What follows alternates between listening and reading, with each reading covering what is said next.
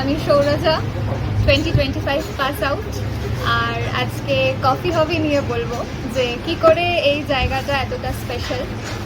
কলেজের লাস্ট 2 বছর মনে হয় এখানেই মানে আর্ধেকেরও বেশি টাইম কেটেছে।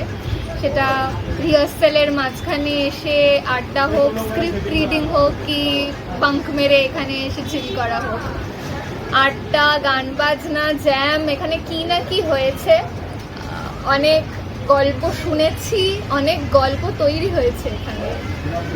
খাবার দাবার সাথে গেমস, অনেক কেচ্ছা কাণ্ড কারখানা, অনেকের ব্যাপারে অনেক কিছু শুনেছি। এখানে একটা মানে অনেক মেমোরিজ আছে, happy memories, sad memories, everything. আর কাকুদের সাথে তো একদম ফ্যামিলি হয়ে গেছে। বিপ্লবদা, এভরিওয়ান, মানে এখানে সবাই, মানে নাম বললেই এখানে সবাই চিনবে, এরকম একটা পুরো ব্যাচের গল্প কফি হবিতে তৈরি হয়েছিল। আর এখনো যখন এত মাস পরে এসছি, আর জানি না কেন আমাকে ভিডিও করতে এখানে কাকু বসিয়ে দিয়েছে, কিন্তু পুরো ফ্যামিলি টাইপ ট্রিটমেন্ট।